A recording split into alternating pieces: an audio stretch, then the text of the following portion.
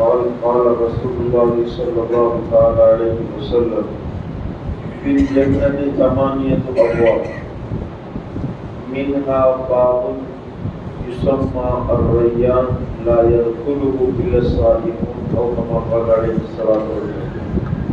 حضرت سہل بن سعد رضی اللہ تعالیٰ عنہ سے مروی نبی اکرم صلی اللہ تعالیٰ علیہ وسلم نے ارشاد فرمایا کہ جنت کے 8 دروازے ہیں. جنت کے کل 8 دروازے ہیں. اس میں سے ایک دروازہ جس کا نام ریان ہے، باب الریان. اس سے اللہ رب العزت صرف روزے داروں کو ہی داخل فرمائے. ہر عبادت کا اللہ تعالیٰ نے اجر و ثواب رکھا ہے. روزے کا جو اجر و ثواب ہے کہ اللہ تعالیٰ نے جنت میں روزے داروں کو داخل کرنے کے لیے مستقل ایک الگ سے گیٹ بنایا. کبھی کوئی جگہ پر بہت بڑا مجمع جا رہا ہے تو اس میں ہم دیکھتے ہیں نا خصوصی لوگوں کے انٹری، بڑے لوگوں کے انٹری کا گیٹ الگ ہوتا ہے. اللہ تعالیٰ روزے داروں کو وہ اعجاز عطا فرمائیں، ان کو ایک خصوصی گیٹ سے داخل فرمائیں گے جسے کہتے ہیں باب الریان. لہذا ہمیں اپنی افطار پہلے کی دعائیں، نمازوں کے بعد کی دعائیں، اور جب بھی ہم دعا کریں تو اپنی دعاؤں میں ہم اللہ تعالیٰ سے مانگیں کہ اللہ تو ہمارے روزوں کو قبول فرما اور ہمیں جنت میں باب الریان سے داخل فرما. روزے داروں کے لیے جو دروازہ ہے اس سے ہمیں داخل کرنا. ان چیزوں سے روزہ نہیں ٹوٹتا. روزے کی حالت میں کون سے کام کی جس کے کرنے سے روزہ نہیں ٹوٹتا. بھول کر کھانے پینے سے روزہ نہیں ٹوٹتا.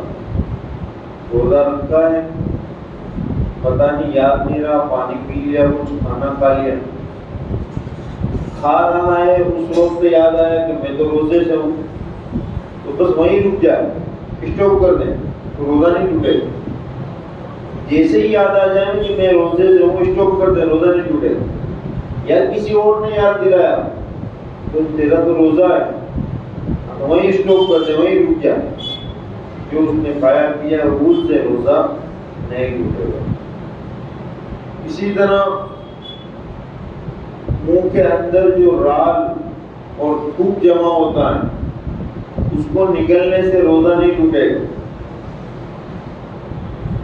دیکھتے ہیں بعض لوگوں کو کہ مسئلہ معلوم نہیں ہوتا تو وہ بار بار تھوکنے کے لیے جاتے ہیں. تھوڑا سا تھوک جمع ہوا پھر جائیں گے تھوکنے کے لیے. بار بار تھوکنے سے تو روزہ مشکل ہو جائے گا، اس لیے کہ منہ کے اندر کی تری ختم ہوگی. منہ کے اندر سوکھا ہونا آئے گا تو پھر تو روزہ مشکل ہو جائے گا. منہ کے اندر جو تری اور تھوک جمع ہوتا ہے اس کو تھوکنا ضروری نہیں ہے. اس کو تھوکنے سے روزہ، اس کو نکلنے سے روزہ نہیں ٹوٹتا. منہ میں تھوک جمع بھی نہیں کرنا چاہیے. جو منہ کی حالت ہے اسی حالت میں رہنا چاہیے. اور جو بھی ہے اندر کی جو چیزیں ہیں وہ اندر جانے سے روزہ نہیں ٹوٹتا. اسی طرح ناک کے سڑکنے سے وہ ناک اندر چلی گئی یا بلغم آیا اندر چلے گیا، اس سے بھی روزہ نہیں ٹوٹتا. سر میں تیل لگانے سے، اسی طرح آنکھ میں سرما لگانے سے، کاجل لگانے سے، آنکھ میں دوائی ڈالنے سے روزہ نہیں ٹوٹتا. کوئی تکلیف ہے آنکھ میں دوائی ڈالنے کا ڈاکٹر نے کہا ہے یا آنکھ درد ہے دوائی ڈالنے ڈال سکتے ہیں، روزے کی حالت میں ڈال سکتے ہیں. آنکھ میں دوائی ڈال سکتے ہیں. میں صرف آنکھ کا کہہ رہا ہوں. آنکھ میں دوائی روزے کی حالت میں ڈال سکتے ہیں. سرما کاجل لگا سکتے ہیں. روزے کی حالت میں مسواک کر سکتے ہیں، بلکہ کرنا چاہیے. مصنون عمل ہے اور اس بابرکت مہینے میں اللہ تعالیٰ اجر و ثواب کو بڑھا دیتے ہیں. لیکن مسواک کرنا کیا ہے؟ عام دنوں میں بھی سنت. رمضان مبارک میں ہمارا نمازوں کا اہتمام ہوتا ہے، عبادتوں کا تلاوت کا اہتمام ہوتا ہے، تو بار بار ہم وضو کرتے ہیں. تو رمضان مبارک میں ہمیں اپنے پاس مسواک رکھنا چاہیے، اس لیے کہ یہاں پر اللہ تعالیٰ نے ہر عبادت کا اجر و ثواب بڑھا دیا. تو اس کا بھی ثواب ہمیں ہوگا. تو روزے کی حالت میں مسواک کرنے سے روزہ نہیں ٹوٹتا. اسی طرح روزے کی حالت میں خون ٹیسٹ کرانا. کوئی تکلیف ہے، ڈاکٹر نے رپورٹ کرانے کے لیے کہہ دیا ہے، خون ٹیسٹ کرانا ہے، تو اس سے بھی روزہ نہیں ٹوٹتا. روزے کی حالت میں انجیکشن لینا، روزے کی حالت میں گلوکوز کا بوٹل لینا، تکلیف کی وجہ سے، بیماری کی وجہ سے اگر انجیکشن یا بوٹل چڑھانے کی نوبت آتی ہے تو اس سے بھی روزہ نہیں ٹوٹتا. بہت سے لوگ کہتے ہیں کہ نہیں اب میرا روزہ ختم ہو گیا. مسائل علماء سے معلوم کریں. بہت سی مرتبہ کچھ گنجائشیں ہوتی ہیں، تو انجیکشن لگانے سے بھی، بوٹل چڑھانے سے بھی روزہ نہیں ٹوٹتا. اسی طرح سپن دوست، سو رہے رات میں یا دن میں اور احتلام ہو گیا، سپن دوست ہو گیا، تو اس سے بھی روزہ نہیں ٹوٹتا. ہاں غسل واجب ہو جاتا ہے. احتلام ہونے سے غسل واجب ہے، غسل تو کرنا ہے، لیکن روزے کا مسئلہ میں روزے میں کوئی فرق نہیں آیا. روزے کی حالت میں انسان نے کچھ اس کے دل میں، اس کے ذہن میں اسے خیالات آئے، شہوت بھرے خیالات آئے، یا کوئی چیز اس نے دیکھی، یا کسی کے متعلق اس نے خیالات کو جمائے، یا اپنی بیوی کے ساتھ دل لگی کی اور اس سے مزی نکل گئی، تو اس سے بھی روزہ نہیں ٹوٹتا. یہ مسئلہ بھی یاد رکھیں کہ احتلام ہونے سے روزہ نہیں ٹوٹتا. اور مزی نکلنا، یہ مزی کا جو مسئلہ ہے کہ انسان جب اپنے ذہن میں شہوت بھرے خیالات کا تصور کرتا ہے اور اس کو جماتا ہے یا اس طرح کی ماحول کو سوچتا ہے تو مزی عام طور پر نکلتی ہے. تو مزی نکلنے سے وضو ٹوٹتا ہے، روزہ نہیں ٹوٹتا. اسی طرح وامٹ ہونا، وامٹ ہونے سے بھی روزہ نہیں ٹوٹتا. اس مسئلے میں بہت سے لوگ، مرد اور عورت، غلط فہمی میں ہلکی سی وامٹ ہوئی اس کا روزہ افطار کرا دیتے ہیں کہ تیرا روزہ ٹوٹ گیا، وامٹ ہو گئی. وامٹ چاہے کتنی بھی ہو جائے روزہ نہیں ٹوٹتا. ہاں روزہ کب ٹوٹے گا کہ انسان خود اپنے حلق میں انگلی ڈالے اور انگلی ڈال کر وامٹ کرے اور وہ منہ بھر کر ہو جائے تو روزہ ٹوٹ جائے.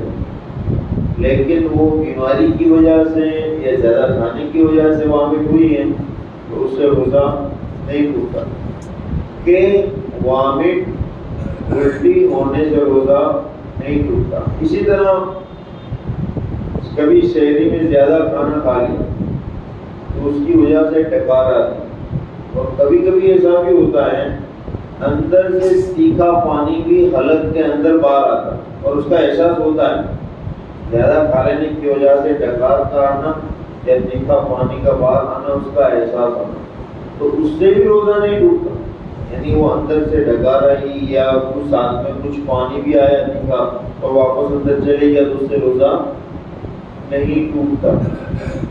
منہ کے اندر، دانت کے اندر خون نکلا، دانت کے اندر خون نکلا، جب دانت کے اندر، منہ کے اندر خون نکلے گا تو آدمی کو اس کا احساس ہوتا ہے کہ کہیں نہ کہیں خون نکلا ہے، اس کا ٹیسٹ وہ محسوس کرتا ہے، تو اس سے بھی روزہ نہیں ٹوٹتا.